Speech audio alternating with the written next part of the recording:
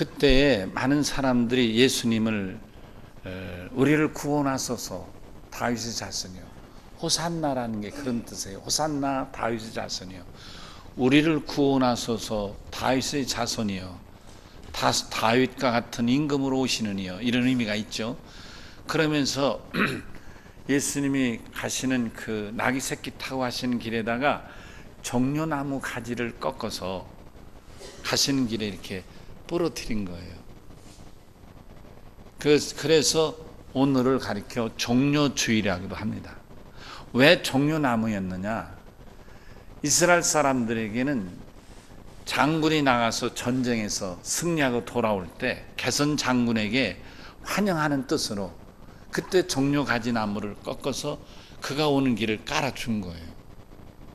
그러니까 개선 장군을 맞이하는 의미로 사람들이 종려나무 가지를 깔아줬는데, 예수님이 예루살렘 입성할 때 사람들이 예수님을 개선 장군 맞이하듯 그리 맞이한 거예요.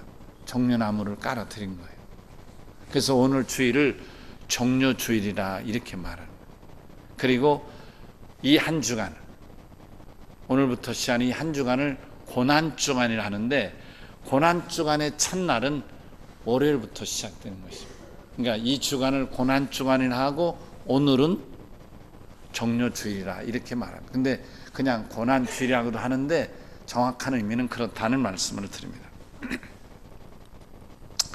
근데 예수님이 오늘 보면 주께서 쓰시겠다 하라, 그래서 두 제자를 보내서 나귀와 나귀 새끼를 데리고 와서 타시고 올라가시는데, 이 과정을 다른 요한복음 12장 1절 이하 등 혹은 또 오늘 말씀 본문을 좀 더 심도 있게 살펴보면 예수님이 이미 오늘 예루살렘 입성하기 위하여 최후 만찬도 미리 준비하시고 나귀와 나귀 새끼도 미리 준비하셨다는 것을 찾아볼 수 있는 구절들이 있습니다.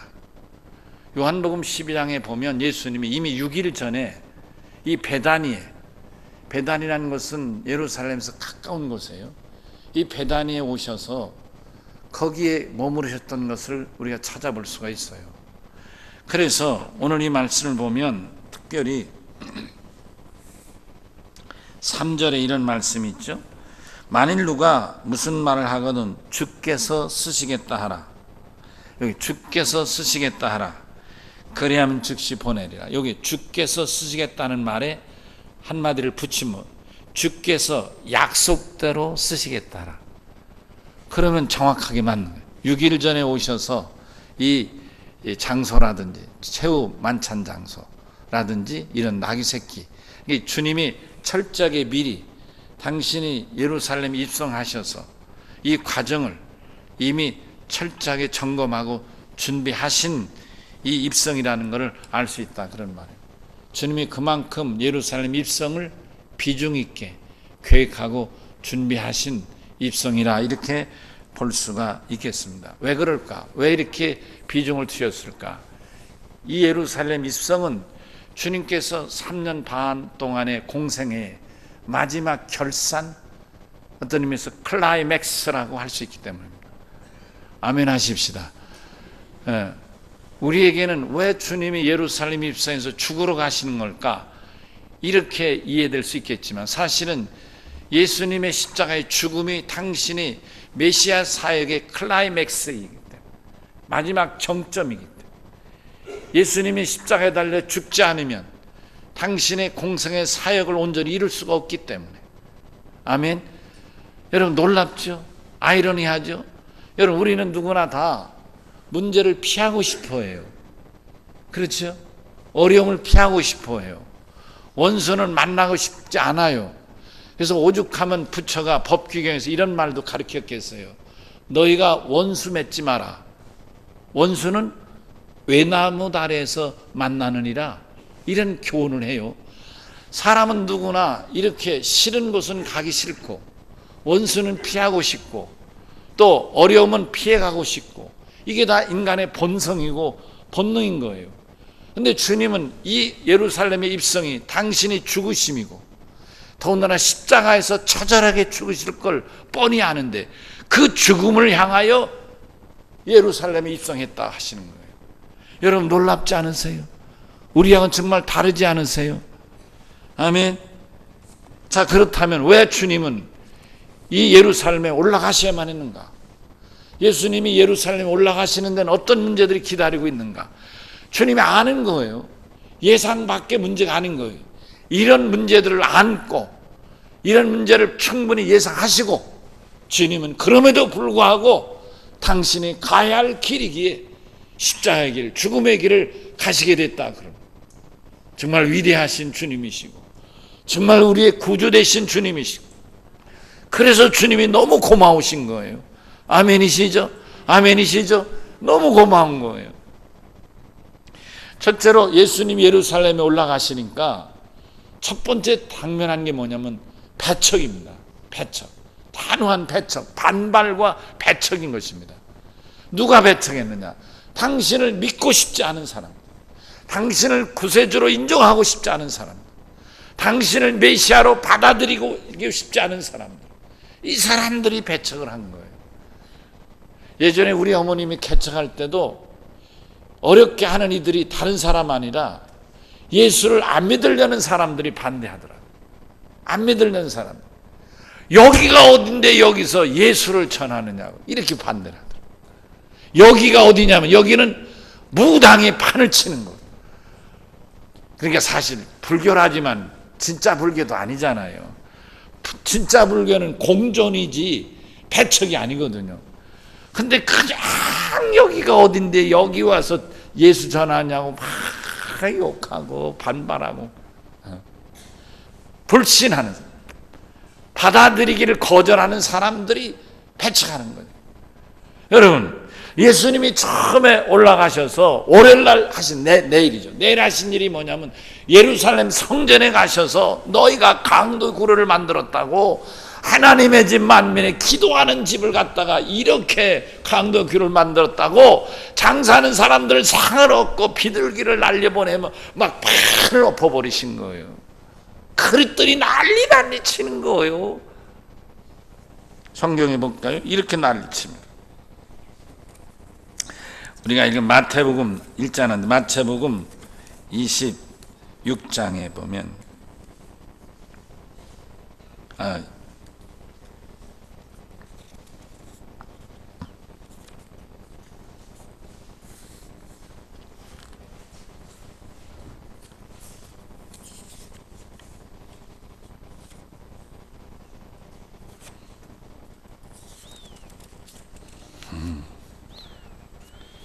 21장 23절입니다.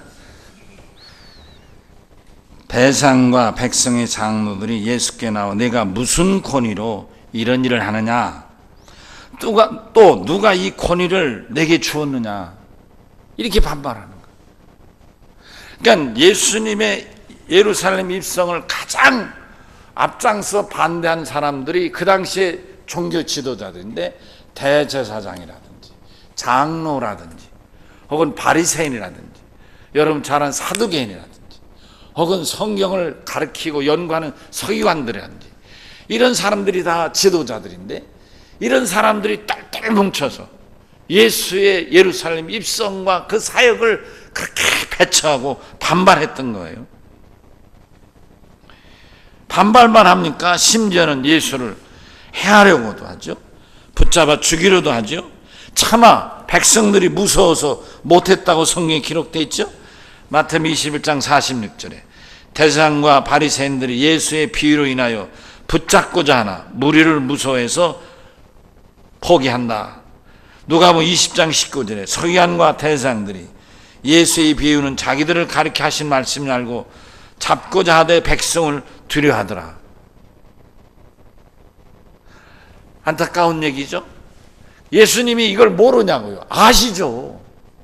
예수님이 예루살렘에 올라가서 이 마지막 클라이맥스 십자가를 지시기 위해 올라가기 전부터도 저들이 사람들을 보내서 정탐하고 자꾸 문제 삼고 했지 않습니까? 예수님 모를 리가 있나요? 당신이 올라가면 배척당할 뻔히 알지만 그러나 예수님은 예루살렘 성전 청결부터 시작해서 마지막 메시아의 사역을 행하시고 있는 걸 볼 수 있습니다. 이렇게 다 실력자, 권력자들마다 반발하고 당신을 박해하고 배척하는 그 예루살렘을 향하여 예수님은 오늘 나귀 새끼를 타고 겸손한 모습으로 올라가고 계신 것입니다. 왜요? 이 길이 메시아의 길이고 이 길이 여러분과 저와 같은 죄인들을 구원하는 길이기 때문인 것입니다.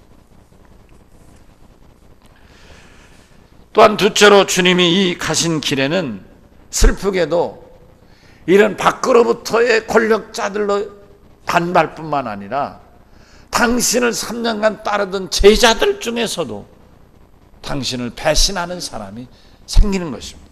배신을 당하시는 거죠. 정말 가슴 아픈 일이죠.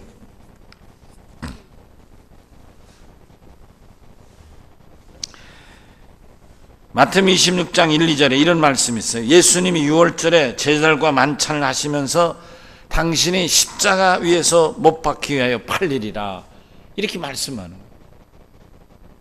누가 팔자라 하시는 거예요. 26장 3, 4절에 그때 대상과 백성의 장로들이 가야바라는 대상의 관가에 모여 예수를 흉계로 잡아 죽이려고 의논하였다. 그렇지만 밀날이 일어날까 봐 명절에는 그렇게 행하지 말자. 또 마태복음 20장 14절 15절에 보면 드디어 이런 상황에서 제자 중에 배신자가 나타나게 되는 것입니다. 예수님이 12 중에 하나인 가룟 유다가 대상들에게 스스로 찾아가서 은 30의 예수 선생을 팔아 넘기기로 약속하고 돈을 받았다고 기록되어 있습니다. 여러분 우리말에 내우 외환이라는 말이 있지 않습니까? 그런데 오늘 이 예수님의 사건 보면 순서는 외환 내우가 되는 것이죠. 밖에 사람들이 문제를 일으키고 죽이려고 판을 키우니까 안에서 내우가 생겨난 거예요. 그렇죠? 그러니까 여튼 뭐 순서예요. 외우 내환이든 내우 외환이든 순서는 어떻든 간에 안팎으로 예수님을 배척하고 팔아넘기는 배신하고 배척하고 배반하는 이런 사건들이 일어나고 있다 그런 말씀이죠.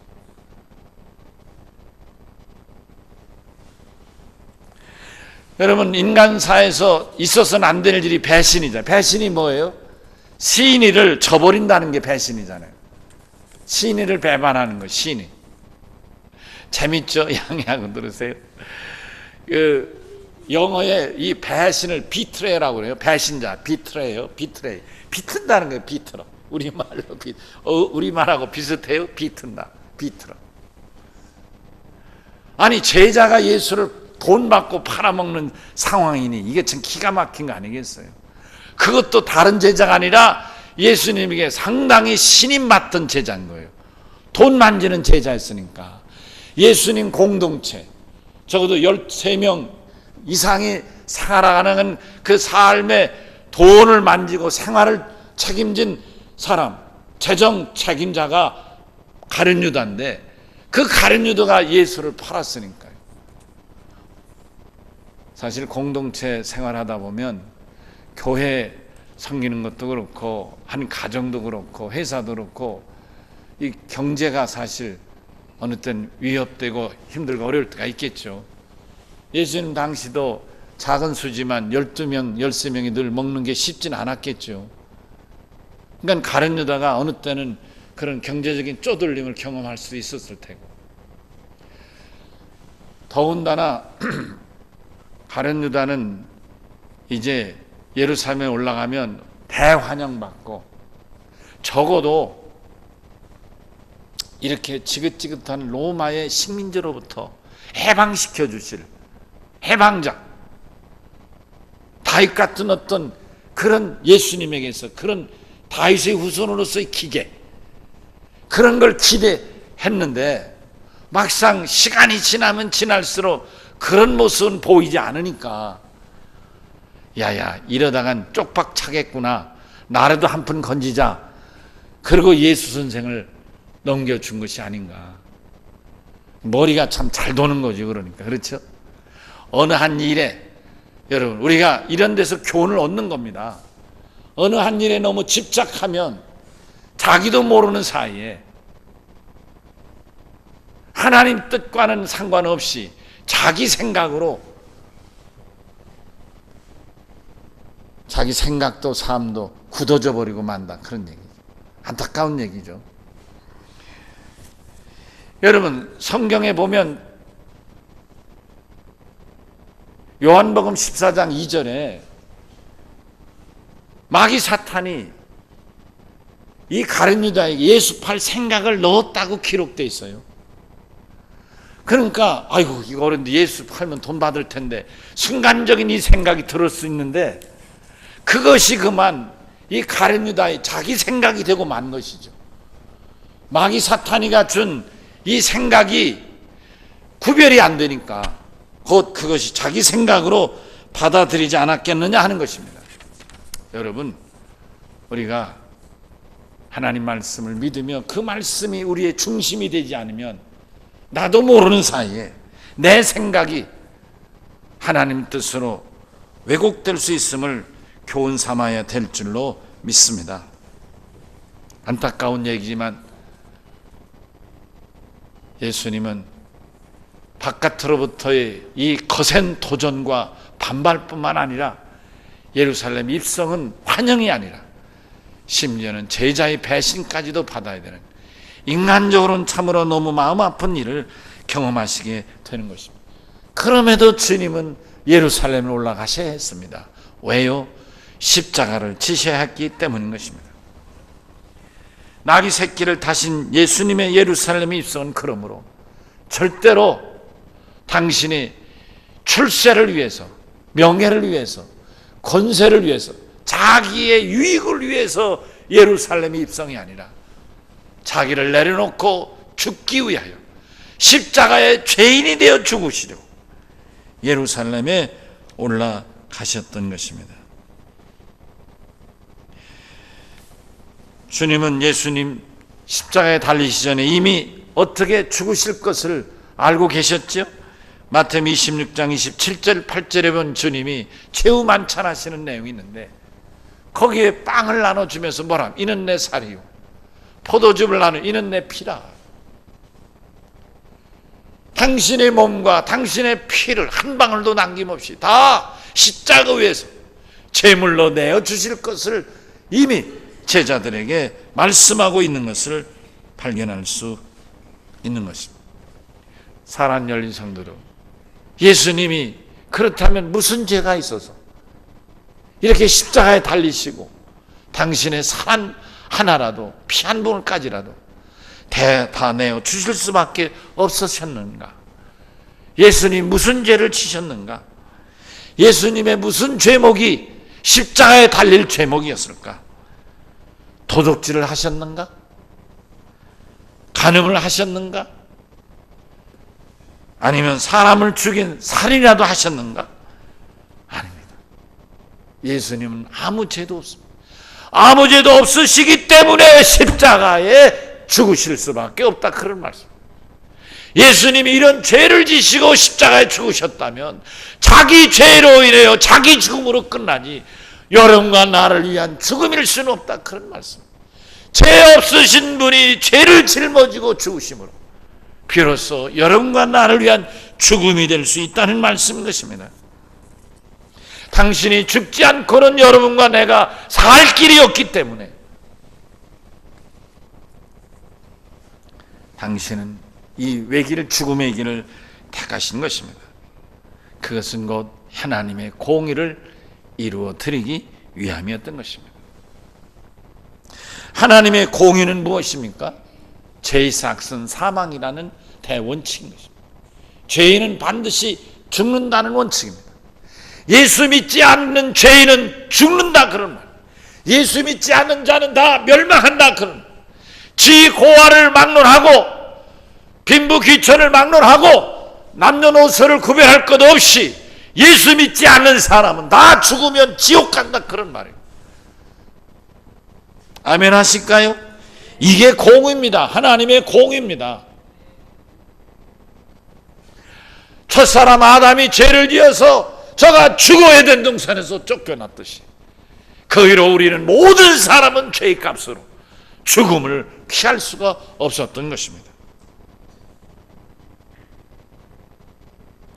그러므로 주님이 십자가에 지실 수밖에 없는 이유는 하나님의 공의를 이루어 드림으로 죄인을 구원하시기 위함이라 그런 말씀인 것입니다. 예수님이 지었던 십자가는 예수님에겐 죽음의 형틀이었지만 여러분과 저에게는 영생과 구원으로 인도하는 영광스러운 축복이었습니다. 예수님이 십자가에 죽으심으로 그를 구주로 믿는 사람들에게는 부활과 영생으로 인도하는 유일한 희망이며 소망의 길입니다. 이렇듯 예수님이 예루살렘에 입성하신 것은 당신의 십자가에서 죽으심으로만이 우리를 죽음과 저주로부터 구원해 주실 수 있기 때문입니다. 예수님이 예루살렘에 입성하셔서 십자가에 달려 죽으심으로 여러분과 나와 온 인류가 누구든지 예수를 구주로 믿으면 죄에서 벗어나 하나님의 자녀 구원받게 되는 줄로 믿습니다. 이 일이 주께서 오신 주님이 하늘보다 버리시고 낮고 천하 이 땅에 우리와 같은 육신을 입고 오신 주님이 오신 목적이 바로 십자가에 달려 죽기 위하여 오셨다는 말씀인 것입니다. 역설이죠. 파라독스죠. 예수님이 죽어야만 우리가 사니까요. 그러므로 예수님의 죽으심은 당신 한 사람의 죽음이 아니라 사망 권세를 깨뜨리는 승리를 위한 죽음이시라 그런 말씀인 것입니다.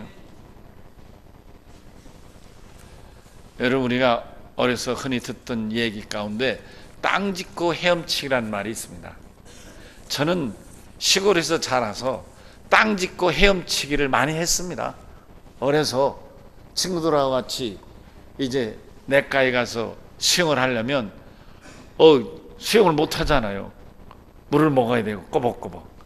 그러니까 깊은 데를 못 들어가고 얕은 데서 수영하는 노릇 하려니까 어떻게 해요? 물 안 먹으려니까 땅바닥에다 이 손 대고 발로 벌떡벌떡 하니까 사람들이 볼 때는 수영하는 것 같잖아요. 이걸 가리켜 땅 짚고 헤엄치기라 그러지 않습니까? 물 안 먹고 그리고 수영 치는 노릇 하는 게 땅 짚고 헤엄치는 거 아닙니까? 여러분, 예수님이 십자가에 죽으심은 사망 권세를 깨뜨리는, 여러분 누구에게나 예외 없이 피할 수 없는 사망 앞에 그걸 깨뜨리고 승리하는 길, 이게 바로 예수님이 십자가의 죽으심인데 예수님이 이 전쟁에서는 땅 짚고 헤엄치기와 같다 그런 말이죠. 아멘 하십시다. 예수님은 이미 사망 권세를 깨뜨린 이 생명의 주인이시기 때문에 만왕의 왕이신 주님은, 아멘, 전쟁하시는 예수님은 사망 권세를 깨뜨리고 승리하신 유일한 전쟁의 왕이시다 그런 말씀인 것입니다. 예수 이름 아니고는 어느 누가 이 사망을 이길 자가 없다 그런 말입니다.